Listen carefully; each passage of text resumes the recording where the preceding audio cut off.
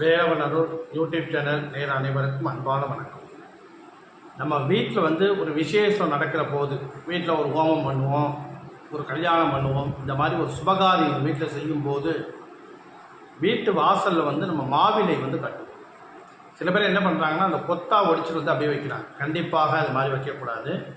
நிலவாசலில் 16 இலை மாவிலை, அதாவது சில பேர் 7, 5 அது மாதிரிலாம் செய்வாங்க. 16 இலை மாவிலை வாசலில் கட்டுறது தான் நல்ல விசேஷமான பலனை கொடுக்கும்.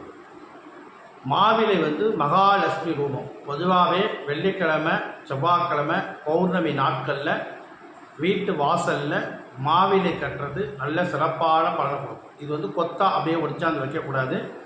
ஒவ்வொரு இலையாக அதை நம்ம 16 இலை கணக்கு பண்ணி வீட்டு வாசலில் கட்டுறது நல்ல சிறப்பான பலனை கொடுக்கும். மகாலட்சுமி கண்டிப்பாக நம்ம வீட்டில் வாசம் செய்யும். நன்றி, வணக்கம்.